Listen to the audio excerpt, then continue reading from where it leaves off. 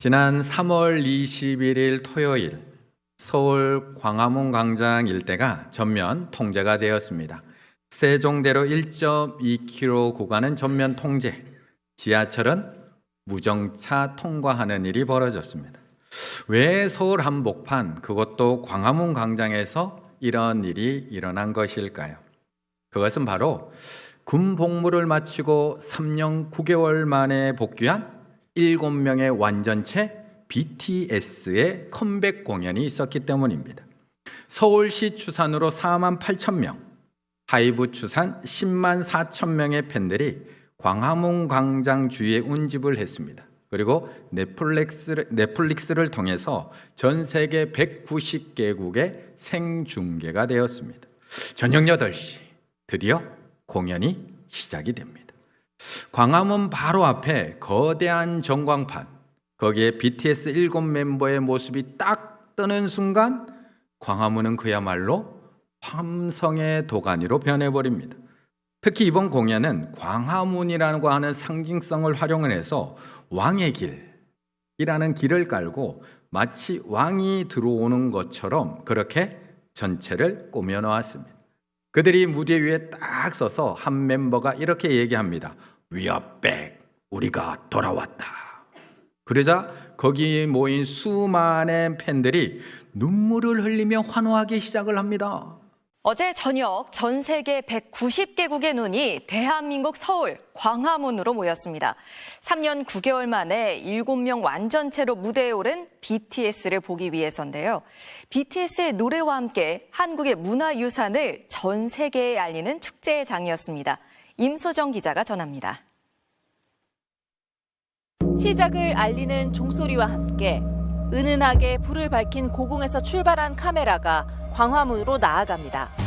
월대 위를 걸어 나오는 50명의 무용수가 물결처럼 양쪽으로 갈라지면 드디어 그들이 광화문 앞에 모습을 드러냅니다. 안녕하세요. 오다.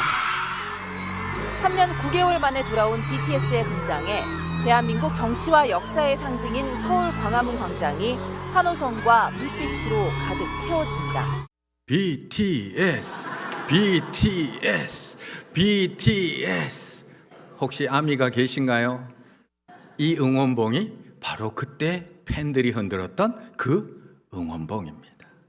BTS가 딱 등장하자 이 BTS의 팬들이 다 수많은 이 응원봉을 들고 흔들기 시작을 합니다. 그랬더니 마치 하늘의 별이 마치 다 땅에 내려온 것처럼 온 광화문 광장이 다 불빛으로 물들어 버립니다. 그때 그 자리에 있었던 팬들 얼마나 가슴이 벅차올랐을까요?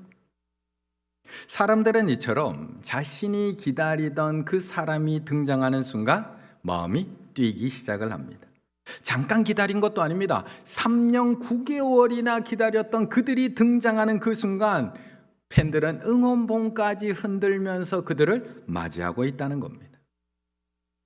그렇다면 3년 9개월을 기다려서 그 정도인데 수백 년을 기다려왔던 메시아가 등장하신다고 할 때 그들의 마음은 어땠을까요? 말라기 선지자가 예언한 이후에 400년을 기다려온 메시아, 아브라함이 예언한 이유로 따지고 오면 수천 년을 기다려온 메시아가 오셨다고 하면 얼마나 더 흥분을 하고 얼마나 더 환호하며 그를 맞이하게 될까요? 바로 오늘 이 본문이 바로 그 환영과 환호와 흥분이 담겨져 있는 그런 본문입니다. BTS가 등장할 때는 다들 이 반짝이는 응원봉 하나를 들고 맞이하고 서 있었다면 지금처럼 이런 불빛 나는 응원봉이 없었던 그 시절의 최고의 응원봉, 바로 종려나무 가지를 흔들며 호산나, 호산나 외치며 예수님을 맞이하고 있는 겁니다. 13절의 말씀을 같이 한번 읽어보겠습니다. 13절입니다. 종려나무 가지를 가지고 맞으러 나가 외치되 호산나 찬송하리로다. 주의 이름으로 오시는 이 곧 이스라엘의 왕이시여 하더라. 아멘. 2000년 전 6월절 예루살렘에 모인 수백만의 인파 속에 소문이 돌기 시작을 합니다. 지난 3년 동안 예수님께서 행하셨던 수많은 기적들의 소문, 물을 포도주로 바꾸셨다. 나병 환자를 깨끗게 하셨다. 백부장의 하인을 고치셨다. 맹인들의 눈을 뜨게 하셨다. 떡 5개 물고기 2마리로 5,000명을 먹이셨다. 심지어는 나인성 과부의 아들을 살리셨다. 야이로의 딸을 달리다 쿰 말 한마디로 일으키셨다. 그리고 바로 앞에 요한복음 11장에는 죽어서 무덤에 들어간 지 4일이나 지난 나사로를 살리셨다라는 소문이 이미 예루살렘 성 안에 쫙 퍼져 있습니다. 그런데 그 예수님이 지금 예루살렘으로 입성하신다는 소식이 들려옵니다. 수많은 기적, 이적, 능력을 나타내신 그 예수님께서 드디어 예루살렘으로 들어오신다.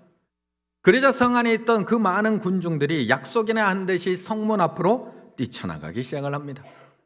앞서 본 BTS의 무대는 아니지만 사람들이 그 응원봉, 종려나무 가지를 흔들고 있습니다. 그리고 목소리를 높여 외쳐 부르고 있는 겁니다. 13절, 종려나무 가지를 가지고 맞으러 나가 외치되 호산나 찬송하리로다. 주의 이름으로 오시는 이 곧 이스라엘의 왕이시여 하더라. 지금 이스라엘 백성들이 흔들고 있는 이 종려나무 가지는 BTS 팬들이 흔들고 있던 그런 단순한 응원봉이 아닙니다. 당시 유대 사회에서는 이 종려나무 가지는 전쟁에서 승리하고 돌아오는 장군이나 왕에게 흔들어 주었던 상징적인 물건이었습니다. 전승에 따르면 시리아 왕 안티오코스 4세가 이 유대교를 박해하면서 예루살렘 성전마당, 하나님을 모시는 성전마당에다가 제우스 신상을 세워놓고 또 돼지 피로 제사를 드리게 할 뿐만 아니라 유대인들에게 할례까지도 금지하는 핍박을 가하게 됩니다. 이에 제사장 마따디아와 그의 아들들이 혁명을 일으켜서 그들과 20년가 저항을 하며 싸웁니다. 그리고 BC 164년에 그의 셋째 아들인 유다 마카비가 잠깐이지만 예루살렘 성을 회복했던 때가 있었다는 겁니다. 바로 그때 이스라엘 온 백성들이 흰옷을 입고 나와서 손에 종려나무 가지를 흔들면서 그 승리를 축복하며 환호했던 그 이야기를 가지고 오늘 본문 그 역사적 기억이 생생하게 있던 군중들이 이제 예수님을 맞으며 그 종려나무 가지를 흔들고 있는 겁니다. 이건 단순한 환영이 아닙니다. 환호가 아닙니다. 당신이 바로 우리가 기다리고 있던 그 왕이십니다. 당신이 바로 우리를 구원해 주실 그 분이십니다 라는 고백이 담긴 환호가 바로 이 종려나무 가지를 흔들며 외치는 호산나, 호산나, 지금 우리를 구원하소서. 앞으로 우리를 구원해 달라는 게 아니고요, 호산나라는 뜻이 지금 우리를 구원하소서라고 외치고 있는 겁니다. 그런데 도대체 그 기다림이 얼마나 길었길래 이렇게 간절하게 큰 목소리로 외치고 있는 걸까요? 얼마나 오랜 시간 자신들을 구원할 메시아를 기다렸기에 이렇게 종려나무 가지를 흔들면서 온 백성이 나와서 호산나 호산나 외치고 있는 걸까? 말라기 선지자가 마지막으로 하나님의 말씀을 전한 뒤에 이스라엘에는 400년 동안 암흑기가 주어지게 됩니다. 하나님의 음성이 들리지 않습니다. 선지자도 없고 이적도 없고 하늘의 음성도 들리지 않는 400년. 신학자들은 이 기간을 신구약 중간기라고 이야기하지만 정확하게는 하나님의 침묵기, 암흑기라고 이야기하는 기간입니다. 이스라엘 백성들은 이 400년의 이 암흑기 동안 바벨론의 지배를 받고요, 페르시아의 지배를 받고요, 헬라의 지배를 받고요, 이어서 이제는 로마의 지배까지 받고 있는 그런 상황에 처해 있었다는 겁니다. 이제는 좀 나아지겠지. 이제는 좀 좋아지겠지. 이제는 해방이 되겠지. 나 때는 해방을 못 받지만 내 아들은 그래도 자유한 나라에서 살아가겠지. 내 아들은 그러지 못하더라도 손주는 그래도 해방된 나라에서 살아가겠지라고 기다렸지만 400년 동안 아무리 기다려도 그날은 오지 않았다는 겁니다. 무려 400년 동안 다른 나라의 지배를 받으며 고통 가운데 살아가고 있었던 이스라엘. 하지만 그 400년의 침묵의 기간 속에서도 이스라엘 백성들이 놓지 않고 꽉 붙들고 있었던 것이 하나가 있었습니다. 그것은 바로 하나님의 약속이었습니다. 그래서 이스라엘 백성들은 회당에서 이사야서를 읽을 때마다 그 하나님의 약속을 기억했습니다. 내가 너희를 구원하리라, 내가 너희를 자유케 하리라는 그 약속을 기억했습니다. 유월절 식탁에서 시편을 읽으며 찬양을 할 때도 날마다 그 약속을 붙들고 기다렸던 겁니다. 언젠가는 그분이 오신다. 언젠가는 다윗의 보좌를 회복하실 그분이 왕으로 다시 오신다. 그분이 다시 오시는 날 이 나라는 다시 일어날 것이고 회복될 것이고 하나님께서 그 나라를 반드시 세우실 것이라는 그 약속을 이스라엘 백성 모두는 다 붙들고 살아가고 있었던 겁니다. 그러니 지금 이 순간이 얼마나 기대가 될까요? 예수님이 입성하는 이 순간 얼마나 감격스러울까요? 드디어 오셨어. 드디어 오셨어. 드디어 우리를 해방시켜 주실 왕이 오셨다. 드디어 저 로마를 무너뜨리고 우리를 구원할 왕이 오셨다. 그 기다림과 기대가 폭발적으로 터지는 순간이 바로 오늘 본문입니다. 누가복음 2장에 보면 이스라엘 백성들이 얼마나 예수님을 간절히 메시아를 간절히 기다렸는지에 대해서 우리에게 보여주는 이야기 하나가 있습니다. 그것은 바로 시므온의 이야기입니다. 시므온. 성경은 그 시므온을 소개할 때 이렇게 소개를 합니다. 누가복음 2장 25절. 예루살렘에 시므온이라고 하는 사람이 있으니 이 사람은 의롭고 경건하여 이스라엘의 위로를 기다리는 자라. 성령이 그 위에 계시더라. 그는 단순히 자신이 힘든 그 위로를 기다렸던 사람이 아닙니다. 400년 동안 짓눌렸던 이스라엘의 회복되기를 기다렸던 사람.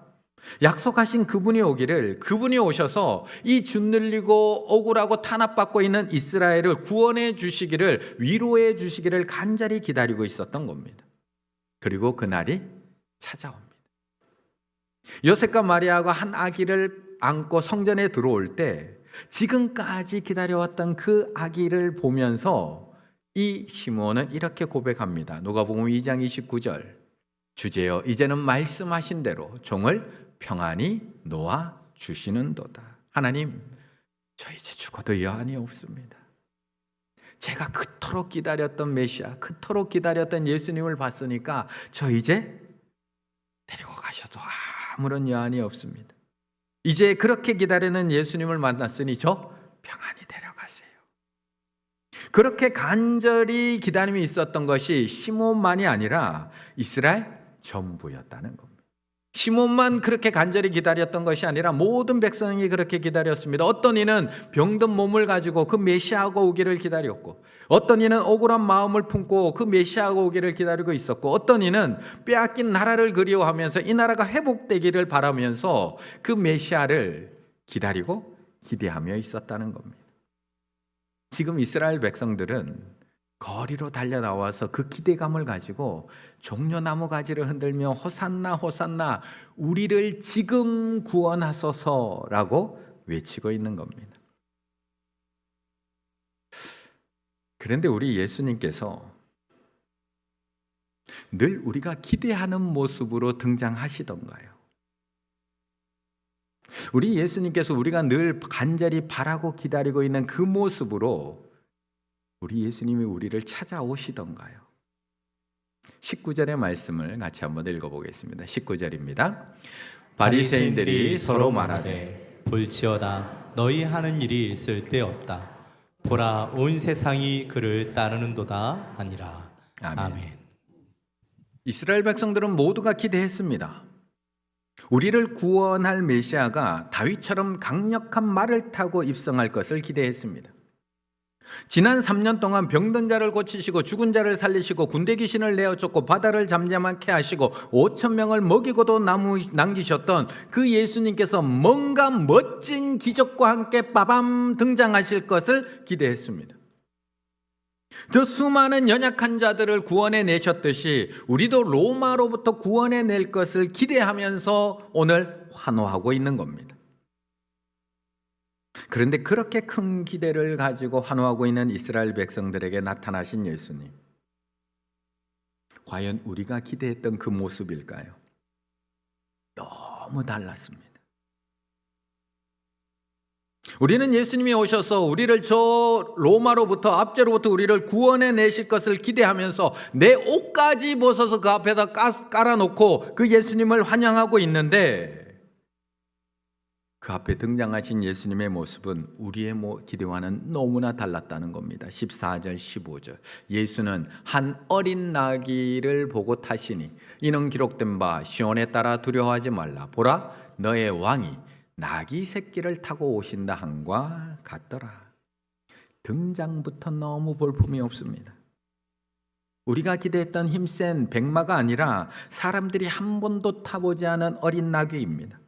개선장군처럼 멋진 말을 타고 강력한 군대를 이끌고 입성하는 것이 아니라 스가랴서에 예언되어 있던 것처럼 너무나 보잘것없는 어린 나귀를 타고 볼품없는 12제자를 거느리고 그 성을 들어오고 계시다는 겁니다. 그러니 이스라엘 백성들은 얼마나 실망이 컸을까요? 아니, 그래도 그때까지는 참을 수 있습니다. 그때까지는 참고 있습니다. 기다릴 수 있습니다. 그래도 뭔가 있겠지.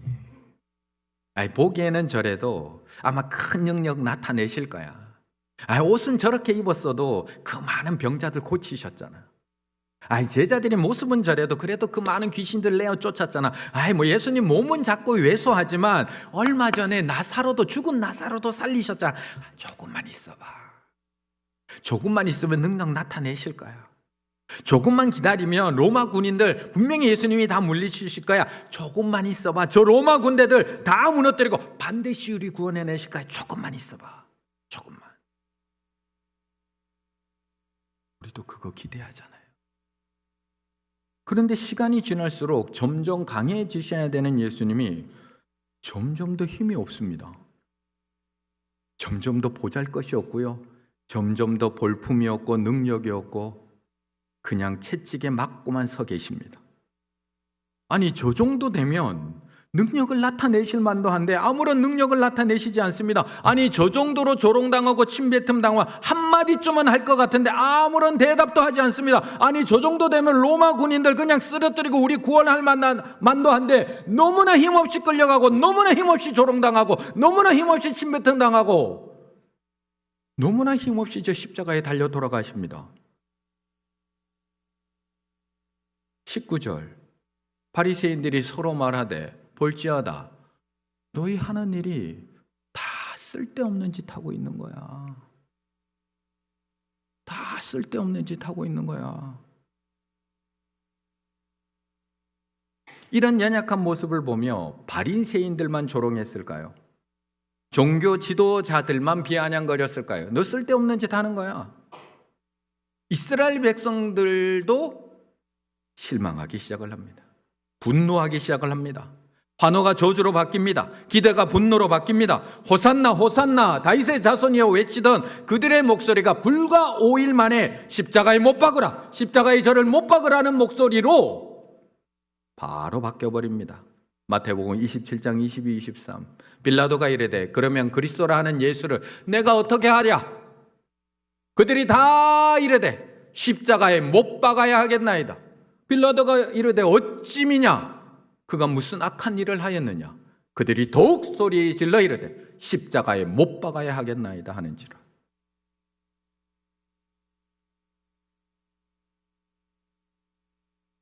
그런데 이런 모습이 비단 이스라엘 백성들만의 모습일까요? 기대가 실망으로 바뀌자 환호가 분노와 저주로 바뀌는 모습이 이 연약한 이스라엘 백성들에게만 나타나는 모습일까요? 아닙니다. 우리도 똑같지 않은가요? 우리도 똑같이 하고 있지 않은가요? 사람은 누구나 마찬가지입니다. 어린아이부터 어른에 이르기까지 자신이 기대했던 일이 이루어지지 않을 때, 내가 그토록 간절히 바라던 일이 이루어지지 않을 때 우리는 실망하고 슬퍼하고 나중에는 그것이 분노와 때로는 원망, 저주로 바뀝니다. 예전에 제가 본 영화 중에 천국의 아이들이라는 영화 있습니다. 천국의 아이들. 이 영화의 주인공은 10살 먹은 알리입니다. 알리. 이란 영화인데요. 알리는 착해서 늘 엄마의 심부름을 잘했던 아이. 그날도 엄마가 시장에 심부름을 시킵니다. 수선집에 맡겨두었던 동생 자흐라의 단 한 켤레밖에 없는 그 신발을 찾아오라는 심부름을 받습니다. 그래서 시장으로 가서 그 동생의 신발을 찾기 위해서 수선집에 들려 그 신발을 찾습니다. 한 켤레밖에 없는 그 소중한 신발. 그리고 그것을 봉지에 넣어서 집으로 갖고 오면 되는데 중간에 채소 가게에 감자를 사기 위해서 들립니다. 감자를 사러 들어가면서 그 봉지를 앞에 있는 빈 박스 위에 올려놨는데 그걸 수거해 가는 할아버지가 그것까지 싹 다 들고 돌아가십니다. 밖으로 나온 알리, 아무리 찾아도 이 신발을 찾을 수가 없습니다. 그 한 켤레밖에 없는 동생 신발. 온 시장을 뒤졌지만 결국 찾지를 못합니다. 너무나 가난한 형편에 부모님에게 이걸 잃어버렸다는 말도, 하나를 다시 사달라는 말도 할 엄두가 나지 않습니다. 예전에 그 시절 다 살아보신 분들 계시잖아요. 그래서 이 남매는 이걸 어떻게 할까 고민을 하다가 학교를 오가며 운동화 한 컬레로 번갈아 신기로 작정을 합니다. 예전에 우리가 국민학교 오전반, 오후반 있었던 것처럼 당시에 동생 자흐라는 오전 수업, 오빠 알리는 오후 수업이기 때문에 서로 번갈아 가면서 신발을 신자고 약속을 합니다. 자흐라가 오전 수업을 마치고 나면 열심히 뛰어서 오빠에게 옵니다. 그럼 오빠는 골목 어귀에서 그 신발을 기다리고 있다가 동생이 오자마자 그 신발을 바꿔 신고 열심히 학교로 뛰어가서 수업을 듣게 되는 일이 펼쳐집니다. 그러던 어느 날 학교에 간 알리의 눈에 뭔가 하나 공고가 눈에 들어옵니다. 마라톤 대회 공고가 하나 붙어 있습니다. 그런데 그 공고를 쭉 읽어 내려가는 중에 눈에 확 띄는 게 있습니다. 3등 선물이 운동화인 겁니다. 3등 선물이. 3등만 하면 된다. 내가 3등만 하면 내 동생 자흐라에게 운동화를 드디어 선물해 줄 수 있어. 내가 잃어버린 그 운동화 내가 꼭 선물해 주고 싶어. 그래서 알리는 선생님을 찾아갑니다. 이미 등록이 마감됐는데 선생님에게 울면서 요청을 합니다. 선생님, 저쪽 꼭 뛰어야 돼요. 결국 마라톤 대회에 참석하게 된 알리. 알리의 목표는 딱 하나입니다. 몇 등일까요? 몇 등? 3등. 알리의 목표는 딱 3등입니다. 경기가 시작이 되고 오빠 알리는 정말 온 힘을 다해 달리기를 시작을 합니다. 나 3등 해야 돼. 3등. 내가 3등만 하면 동생에게 신발을 다시 사줄 수 있어. 우리 동생에게 새 신발을 줄 수 있어. 이 기대감 하나만 가지고 정말 열심히 달리고 또 달립니다. 경기 결과 어떻게 되었을까요? 너무 열심히 달려서 그만 1등을 해버립니다. 1등 결승선을 통과하자 주변 사람들은 다 환호합니다. 선생님들은 박수를 칩니다. 카메라가 알리의 얼굴을 비추기 시작을 합니다. 다들 신이 났습니다. 그런데 그때 알리의 얼굴은 어땠을까요?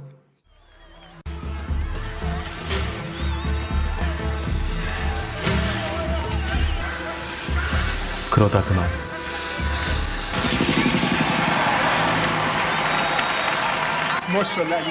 아프린 바리샬라. 1등을 해버리고만 알리.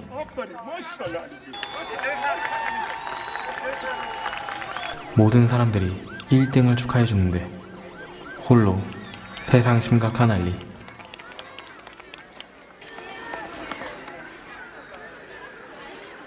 سرتو بیار بالا قهرمان.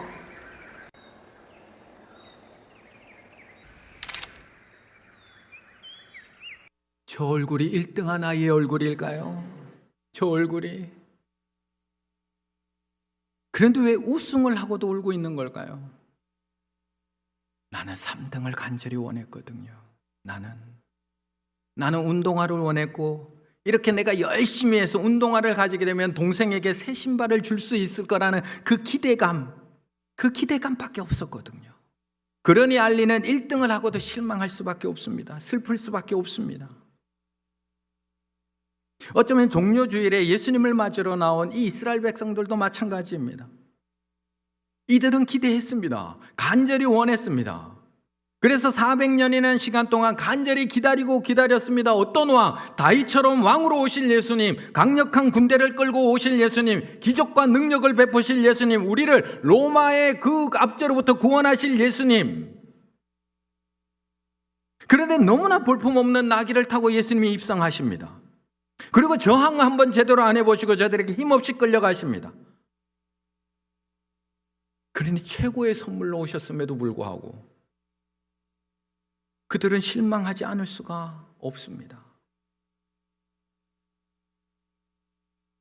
그런데 우리가 주님께 실망하고, 우리가 주님께 슬퍼하고 분노하고, 우리가 주님의 곁을 조용히 떠나고, 그 이유는 무엇일까요? 똑같지 않은가요? 똑같지 않으신가요? 그렇게 믿음 좋아 보이던 분이 어느 날 교회를 떠납니다.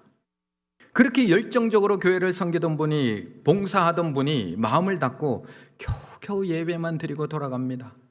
그렇게 열심히 기도하고 하나님을 찾던 분이 어느 순간부터 기도하면 뭐해? 어차피 안 들어주시는데, 어차피 하나님의 뜻대로 할 건데 다 소용없어. 실망하고 슬퍼하며 하나님을 떠나는 이유, 우리도 똑같지 않은가요? 그런데 이렇게 예수님께 실망하고 슬퍼하고 요동하며 떠난 사람은 우리만이 아닙니다. 이스라엘 백성만이 아닙니다. 16절의 말씀 같이 읽어보겠습니다. 16절입니다.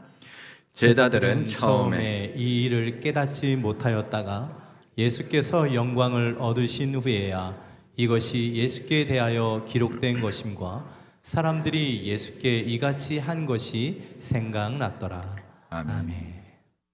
사실 이 나귀 새끼를 타고 입성하시는 예수님을 보며 실망하고 낙심하는 것, 그것은 예수님께 비아냥거리고 있는 종교 지도자들만이 한 게 아닙니다. 예수님에 대한 기대가 분노로 바뀌고 예수님을 십자가에 못 박으라고 외치던 이스라엘 백성들만 실망하고 떠난 게 아닙니다. 오늘 예수님이 왜 이렇게 초라한 모습으로 예루살렘에 입성하시는지, 왜 저렇게 힘없이 끌려가시는지 그 이유를 몰라서 실망한 것은 예수님의 제자들도 마찬가지였습니다. 3년을 예수님과 함께 다니며 말씀을 듣고 오병이어의 기적을 보고 죽은 나사로가 다시 살아난 것을 직접 목격했던 제자들조차도 이날 아무것도 몰랐습니다. 예수님이 왜 저렇게 초라하게 입성하시는지, 왜 저렇게 힘없이 끌려가시는지, 왜 저렇게 조롱당하고 침뱉음당하고, 왜 저렇게 십자가에 처참하게 죽어야 되는지 그 제자들조차도 전혀 몰랐습니다. 그렇다면 그 제자들은 언제 그 이유와 목적을 알게 되었을까? 16절에 이렇게 얘기하고 있는 겁니다. 제자들은 처음에 이 일을 깨닫지 못하였다가, 제자들도 몰랐다는 겁니다. 지금은. 하지만 예수께서 영광을 얻으신 후에야, 십자가에 죽으시고 부활의 영광을 얻으신 후에야 이것이 예수께 대하여 기록된 것인과 사람들이 예수께 이같이 한 것임이 생각났더라고 이야기하고 있는 겁니다. 제자들도 몰랐습니다. 하지만 십자가 사건과 그 부활의 사건이 있은 이후에 제자들은 그때 비로소 알게 되었습니다. 그때 예수님께서 타고 들어오신 그 나귀 새끼가 이런 의미였구나. 그때 그 초라함이 바로 예언된, 성경에 예언된 메시아의 모습이었구나. 예수님께서 그때 힘없이 끌려가신 그 고난이 바로 나를 살리기 위해서 어린 양처럼 끌려가신 그 고난이었구나를 예수님이 부활하신 이후에 깨닫게 되었다는 겁니다. 13년 동안 형들에게 팔리고 억울한 누명을 쓰고 감옥에 갇히고 그 긴 고난의 시간을 거쳐야 했던 요셉, 그는 언제 자신에게 주어진 고난의 이유와 목적을 알게 되었을까요? 형들에게 구덩이에 던져지고 미디안 상인에 팔려가고 보디발의 집에서도 억울한 누명을 쓰고 감옥에 갇히고 도와준 사람에게 잊혀지는 아픔을 경험하고 계속되는 아픔과 고통을 겪었던 이 요셉은 언제쯤 이 일들이 다 하나님의 구원의 계획과 섭리 속에 있었다는 것을 알게 되었을까요? 13년 동안 요셉은 기도하지 않았을까요? 하나님 앞에 부르짖지 않았을까요? 여기서 좀 나 좀 건져달라고, 이 억울함 좀 풀어달라고, 하나님이 살아계시다면 좀 역사해달라고 기도하지 않았을까요? 그럼에도 대답 없으신 하나님. 요셉은 믿음이 좋아서 아무런 요동 없이 끝까지 그 자리를 지켰을까요? 아니요. 창세기 45장 5절, 당신들이 나를 이곳에 팔았다고 해서 근심하지 마소서, 한탄하지 마소서. 하나님이 생명을 구원하시려고 나를 당신들보다 먼저 보내셨나이다. 요셉도 13년이 지나서야 비로소 보이기 시작을 합니다. 예수님의 제자들도 예수님께서 영광 받으신 후에, 영광을 얻으신 후에야 깨닫기 시작했던 것처럼 요셉도 그제서야 그때 그 고난이 이것을 위한 것이었구나, 그때 그 억울함이 이때를 위함이었구나, 그때 그 외면하심, 하나님의 외면하심이 이들을 다 구원하기 위함이었구나, 하나님이 나를 먼저 보내신 것, 그리고 침묵하신 것, 그것이 다 이때를 위함이었구나. 하나님이 13년 동안 단 한순간도 멈추지 않고 일하셨다는 것을 그때서야 비로소 깨닫게 되었다는 겁니다. 그래서 로마서 8장 28절에 우리에게 이렇게 말씀해 주십니다. 우리가 알거니와 하나님을 사랑하는 자, 곧 그의 뜻대로 부르심을 입은 자들에게는 모든 것이 합력하여 뭘 이룬다? 선을 이루느니라. 하나님의 뜻을 이루느니라. 지금도 다 이해할 수 없는 상황 속에 놓여 계실 겁니다.